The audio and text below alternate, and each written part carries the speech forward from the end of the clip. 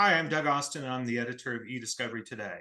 Welcome to another edition of eDiscovery Today's Thought Leader interview series, where we interview thought leaders in eDiscovery and related legal technologies. Today, I'm with two of my favorite people in eDiscovery. David Horrigan is Discovery Counsel and Legal Education Director at Relativity and is the Energizer Bunny of conference session moderation. How many did you do last week, David? That would be 9, Doug. And 9. Okay. Well, that's down from 11 you did a few years ago. right.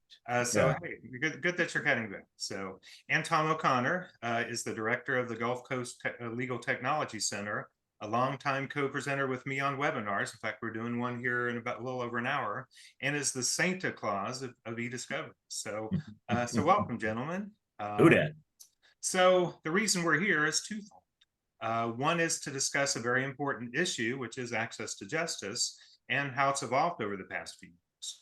And the other, at least for me personally, to be completely honest, is to save face for my colossal blunder yesterday morning. And I'm going to briefly kind of mention what happened here so everybody understands. So I was coordinating with Nick Wittenberg of Deloitte on a guest post. He was writing for eDiscovery Today. And he mentioned the Access to Justice panel last week at Relativity Fest that David moderated, how great it was.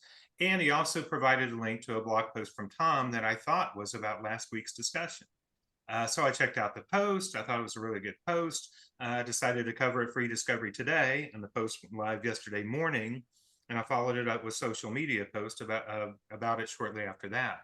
A few minutes later, I'm on the treadmill wearing my brand new Relativity Fest t-shirt, by the way, David, you'll be happy to know. All right, rocket. And I get a call from David, who of course was mentioned in the blog post and tagged in the social media post. And I think, I'll just call him back after I'm done on the treadmill. Then I get a voicemail message from David. Then I get a text message from David, and I realize he really wants to tell me something. And the text message informs me that the session I wrote about happened 6 years ago, not last week. So holy crap, I say, even though technically I didn't say crap.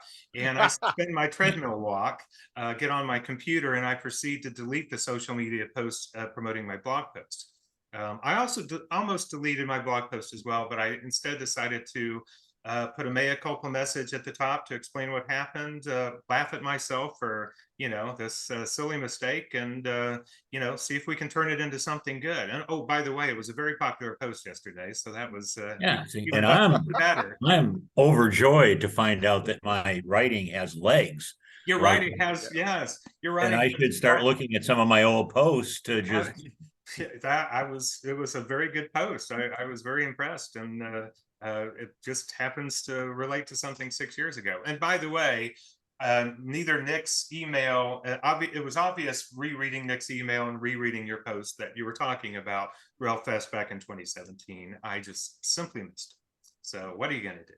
So, Doug, if it makes you feel any better, we've all been there. yeah. Oh, yeah. Well, yeah. And, this is probably, it's just hilarious to me that I could, just miss something like that. But hey, it's, let's have some fun with it, right? Let's turn self-inflicted lemons into lemonade. And so we're here to talk about the topic of access to justice. Thanks for accepting on short notice, by the way.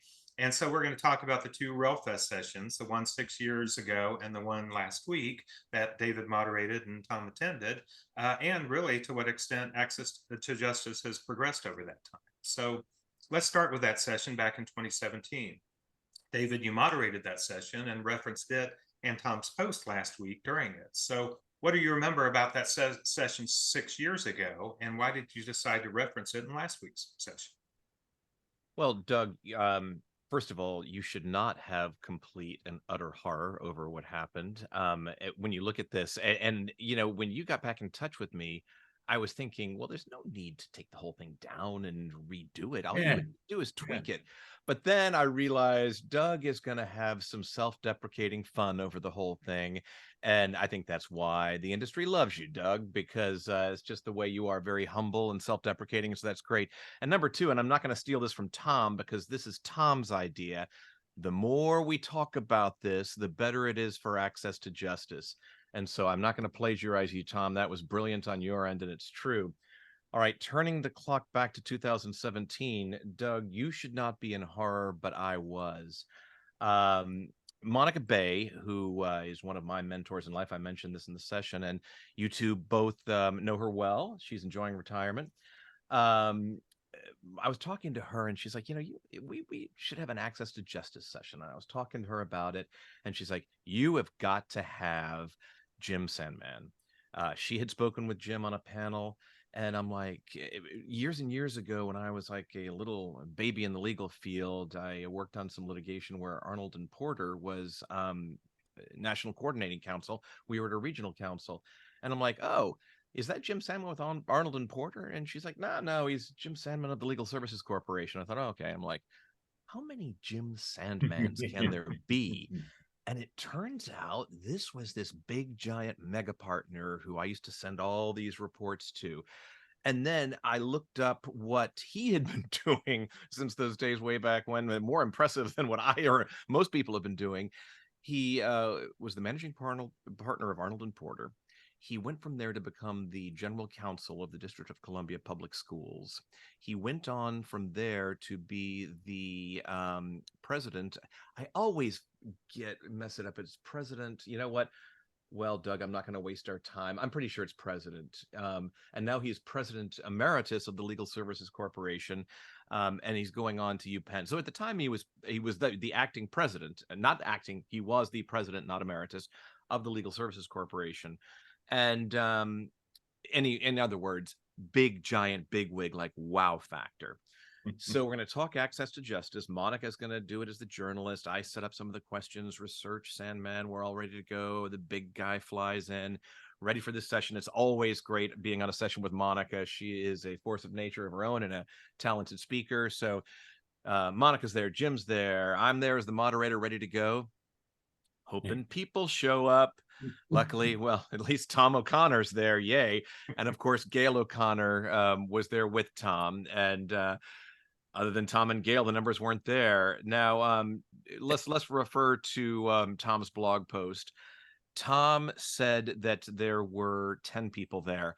I only recall 8 as I stand there on this podium all by my lonesome with Jim and Monica and Tom and Gail and a few friends. I was just mortified because it's like, wow, this guy's a big star. I'm going to bring him into Relativity Fest, and then I have him playing to an empty room. Yeah. Jim could not have been more gracious about it afterwards. He was and he said, it's access to justice. It happens all the time. And it's really sad, but it's true. And he's just a gracious gentleman. When you look up in the library and you look to the page that says the gentleman or gentlewoman lawyer of a bygone era, boy, it's Jim Sandman. That guy is just something else. But anyway, I digress. The only good, I shouldn't say the only good that came out of it, it was a great session for those 8 or 10 people who were there, as Tom wrote. But Tom wrote his blog post. Tom, we were talking this morning about the legs that your blog post has and how far it's gone. I have cited that any number of times on the access to justice issue. It's just well written. It's from the heart, as a lot of the things you write are. And in fact, when Gail passed away, I included that in a post that we did for her, where we all sang, because I know that Gail was there as your partner helping you with that one. So Tom and Monica was great. Jim was great. But you saved that for posterity, because I don't even know. I mean, there wasn't online fest then. I don't know that a recording of this session even still exists. But Tom, you have saved it for posterity, or at least until AI changes the internet as we know it. So, Tom, thank you for that. Oh, well, my pleasure. It was, something that's always been near and dear to me. My legal career started many moons ago, working with what was then called Boston Legal Aid. And you may remember a little movie called Titicut Follies, which had to do with mental patients imprisoned at Bridgewater State Hospital, which they actually referred to as MCI Bridgewater, which is the designation Massachusetts Correctional Institute, not what you call a hospital. I recall 10 probably because I used the generally accepted Henry Dicker accounting principles for counting people at tech shows, which means I counted the person at the door swiping the badge and the video cameraman in the back of the room. Hey, So Henry, hope you're teachers doing probably. well. By the way, for those of you who don't know, Henry Dicker ran Legal Week at the back in those days, legal tech for a long time. Great Right. guy with ALM. Yep. So Yep. hey, Wonderful Henry. guy. Wonderful guy. Love him dearly. Yeah, it was, it was a great, like I wrote, it was the best session nobody heard of. Kudos to Monica for, saying we should cover it, because really it was kind of outside the realm of technology per se. Which is probably why we didn't draw a whole lot of people, but it got it out there. I thought the importance of the session is as important as, you may remember, Michael Harrington's book in 1962, The Other America, which kind of lifted the cover on the degree of poverty in this country. And I thought that Jim was doing the same thing with the lack of legal services to a significant number of people. He had those stats like, 15% of Americans live below the poverty level, or did at the time of the session. 2/3 of domestic cases are pro se representation. 2/3 nationwide. And these are stats from the National Center for State Courts. 90% of housing cases in state courts are pro se representation. Those are stunning statistics. And so I think that, if nothing else, Jim got that out in front of people, like, hey, we need to take a look at this. We've got this great technology, and it's wonderful if you're working in an MDL, with big law and tons of attorneys. But if you're a legal services corporation attorney who's flying by the seat of his or her pants, it's tough. It's tough. No, it sure is, Tom. And there's more great statistics. They're not great statistics. They are alarming statistics. They're great because they hit the point home. And by the way, Doug, I don't want to get ahead of ourselves. I know you're gonna probably want to talk about this session, but this I'll follow our leader here, Doug. No, actually, this is perfect. Okay. This is All right, the type great. of thing I was looking for you guys to do, is just really kind of talk about it. So Cool. Yeah, just Great. keep going with it. Excellent. Well, I'll piggyback off what Tom said about Jim Sandman and his stats. One of them is that in state courts, and he mentions this, where 97% of all litigation occurs, and especially those of us in the e-discovery world, we get obsessed with the federal courts because that is where a lot of the law is made. But we forget that the overwhelming majority of cases are in state court. And Jim points out that that's 97% of all cases. In those cases, only 24% of the cases are cases where both parties are represented by lawyers. And that's just a staggering statistic. Yep. And the one of the quotes that came in his stats from the in 2017, sadly, it is still true today in 2023. And Jim is great at delivering this.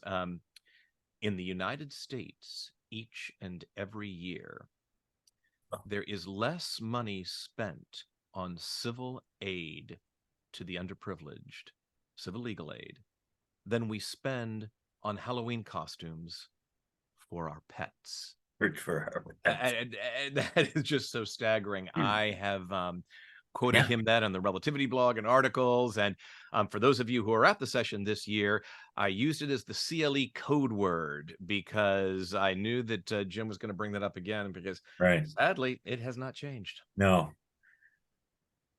So Tom, you talked about some of the things that, you said it was the best speech on the current state of our profession you'd heard. What else about that was so good about it? Well, first, that Jim had, as David just pointed, he had a wealth of statistics at his fingertips. Of course, heading up Legal Services Corporation, that was a daily struggle for him.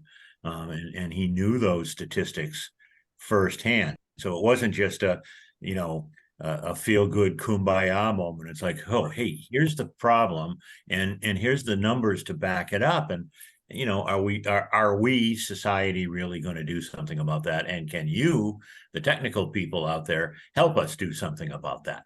So what I liked, what I've always liked, and he did it again in the most recent session, was I have a good friend, Russ Aoki, who was an attorney in Seattle, is one of the coordinating. He was the first coordinating attorney for the federal public defenders, and he said, Tom, the reason I call you is because anybody can tell me what my problem is. You offer some solutions. You tell me, try this, try this, try this. He said it may not work, but at least door number 1, door number 2, door number 3, and Jim did that. That's what I liked about the session was, look, okay, he listed his 10 or 12 areas where there's problems, but then talked about like, well, what can we do about this? What can you do about this?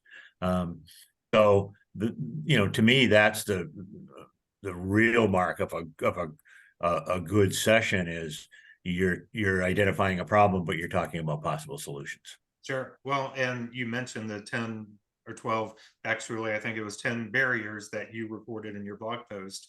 And he, you listed them out, which was part of your preservation of that discussion from back then.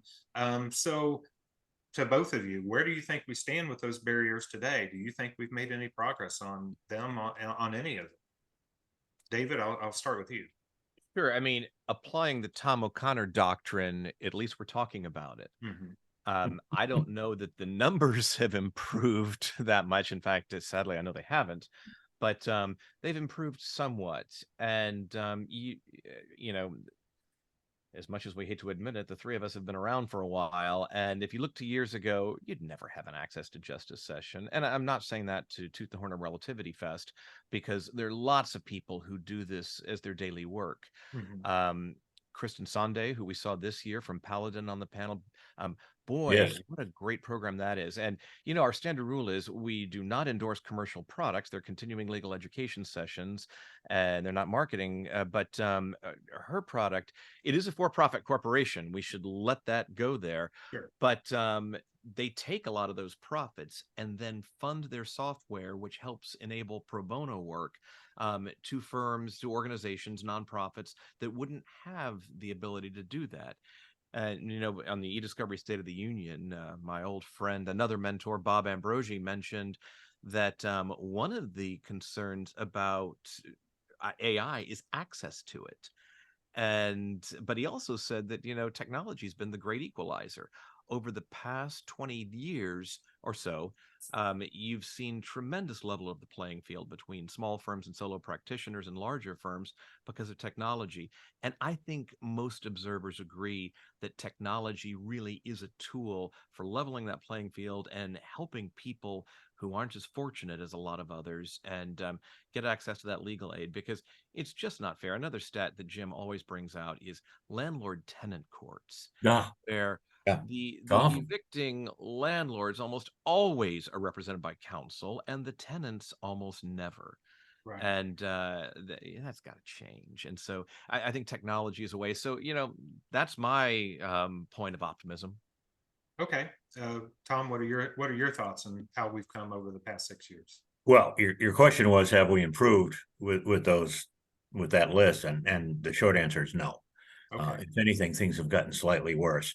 A lot of people like to point out that the poverty level now, only 12% of the Americans live below the poverty level, as opposed to 15 when Jim gave his first presentation. But that's because now the poverty level doesn't contemplate several factors. It looks at pre-tax income, not take-home pay, and it doesn't take into account the cost of child care or health care, enormous costs, especially for lower-income Americans, or most horrid in the last 3 or 4 years, inflation.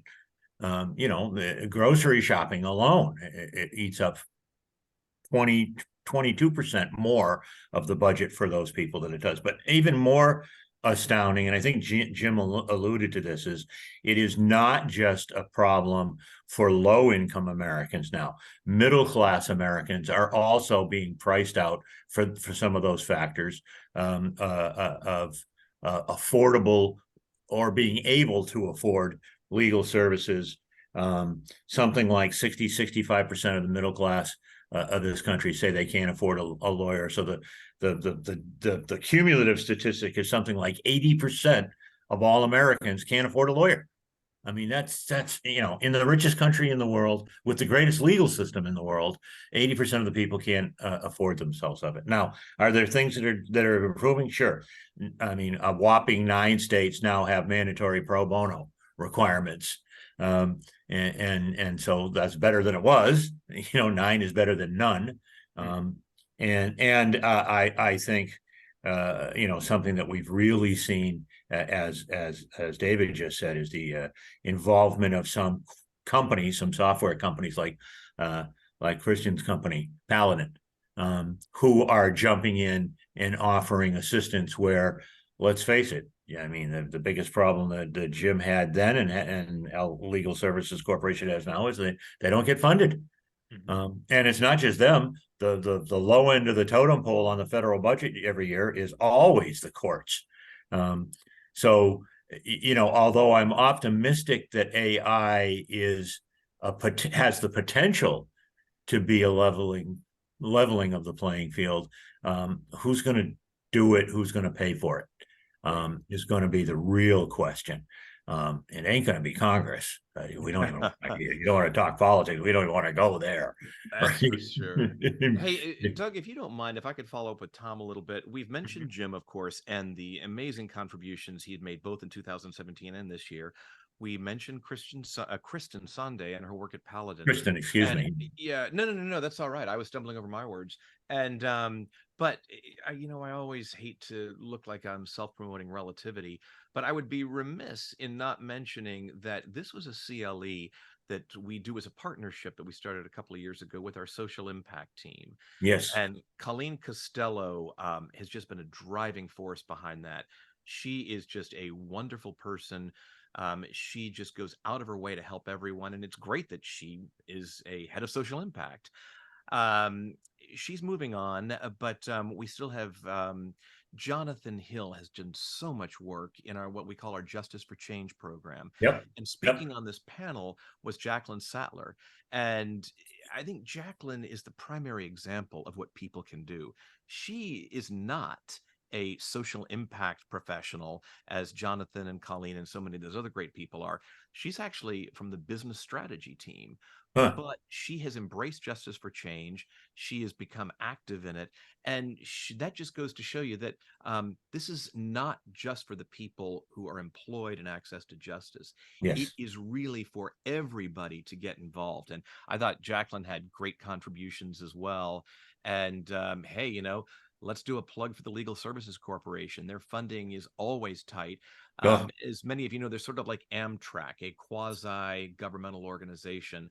And one thing, if I could quote Jim on this, because it goes to Tom's point about we're not just talking about the underprivileged here. And Tom, I'm glad you brought that up, because the next time I'm not going to say underprivileged, because your point on 80% of the people not being able to afford it is huge. I mean, we see these news articles about the celebrities and all their huge legal bills.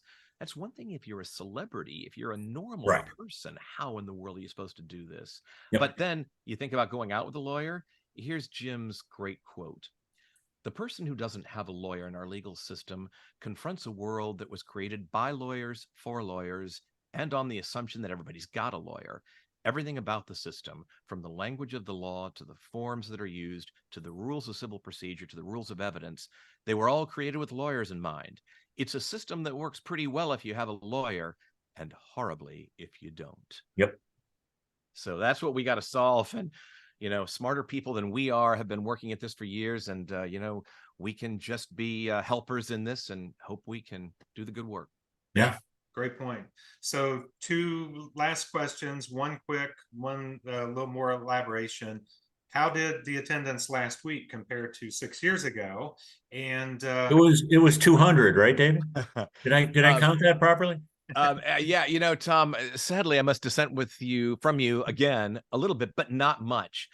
This session was on Thursday. It was the last session on the last day of Fest. I will not bore you with all the scheduling calculus that went into that. It just happened to be that way. Our events team does an amazing job of putting all the puzzle pieces together to get this thing to run. Anna Sarunian helps me, and I help her too. We work together on the scheduling. It's tough. So it just ended up there. I'm freaking out, to be honest with you. I'm like, great, we're gonna bring Sandman in again, and we're gonna play to an empty room again. And it was a bigger room this year. Yeah, it was a much bigger room. That didn't happen. We pretty No. much packed the place. Nice. I shouldn't say we, that goes to Jim's point. Back in 2017, like, hey, it's not you, it's access to justice. Well, just like in 2023, hey, it's not me, it's not us, it's access to justice, and people are more interested. So boy, was that a great way to cap off a great fest with Totally that agree. room filled with Yep. people wanting to know about it. Yep. Nice. And people were delaying doing things. In my particular case, I actually delayed going to the Billy Goat for a cheeseburger in order to make sure that I made that session. Although I went directly from that session to the Billy Goat. Oh, Tom, we just missed you. I wish I'd known you were going. Kelly Judge Twigger McLeod told and me. Kelly Twigger and I went down there. Yes, I wish I yeah. had known. Yeah, but yeah, it was great to see the room full and people asking questions. People were engaged. Yep. Great. All right. So that's a great sign. But obviously we still have a long way to go to provide access to justice to everybody who needs it, which is even more than just the underprivileged, like we've talked about. So what do you think we need to do as a legal profession to help us get there? David? First on this one. Yeah, I'll go first and let Tom have the last word. Volunteer. I'm a member of the District of Columbia Bar, and Jim and I were discussing this on the panel. He's licensed in DC too. When we get our annual bar due bill, just in the process, it's not compulsory, but right there is the opportunity to contribute. And also, as Jim pointed out, DC is one of the jurisdictions that follows the model code on saying that lawyers have an ethical responsibility to do so much volunteer work. Right. So the reason I bring up DC is certain things like that make it easy for people to contribute or get involved. I think the DC bar is brilliant in including that, because hey, it's right there in front of you. You don't have to think about it. It's there. So automating this process, and we have a lot of tech people, Doug, who watch and listen and read you. So if the tech people can get involved and think about ways to make it easy, and I'm not saying people shouldn't do hard work, but grease the wheels, make the process easier, and roll up the sleeves, I think it's off to a good start. Yep. Well, I totally agree. I mean, first and foremost, in our country, it's all about the Benjamins, right? We've got to somehow get more money into that system, and if we're not going to get it from Congress, which is extremely unlikely, and if that does happen, I think it has to go hand in glove with more money for the court systems. Because if this question came up in the session, if we make it easier for the people to do, are we not going to increase the caseload at the courts? And so don't they have to be able to have not just the resources, but the training to understand what's going on? I think the second thing is every state should require pro bono. I'm sorry, I know that's somewhat draconian, but I just think we should do it. And certainly the DC solution of being able to check a box and, just like on your driver's license, yeah, I want to give an organ. Yeah, I want to give $10. Right. And imagine if you did that from California or Texas or New York. Yeah. I mean, the amount of funding would be astronomical.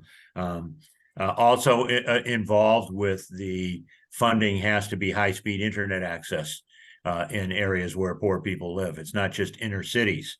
It's the rural areas of America. Exactly, Tom. I was going to bring that up. It's not just, as you pointed out, middle-class people are involved too. Rural areas where there's no broadband is a huge issue.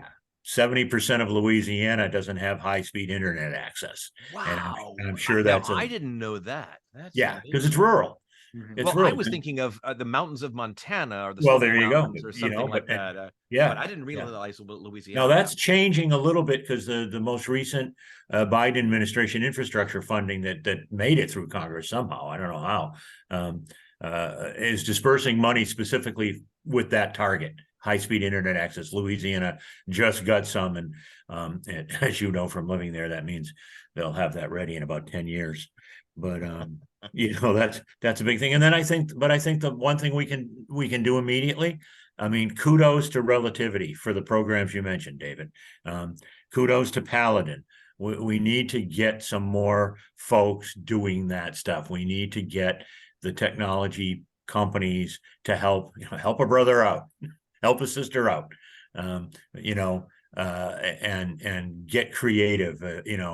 We should, and by we, I mean some of the people out in the community need to lean on some of the other companies to institute similar programs. Imagine if we had half a dozen technology companies doing what you guys are doing, David. What an impact that would make. How much difference that would make. So I think that's the next thing is try to get some of these other companies involved. Yeah, great points. Well, I want to thank both of you for agreeing to talk about a very important topic. And yeah, usually we're very reticent. It's hard to get either one of us to talk. I know. I would just wish I could get you to open up a little more. Also, thanks for helping me bail myself out of my blunder and turn it into something good, hopefully. So a little more of a discussion and getting it out there. So thanks to both of you, and thanks to all of you for tuning in. We'll see you next time on the eDiscovery Today podcast network. Goodbye. Take care. Thanks, guys.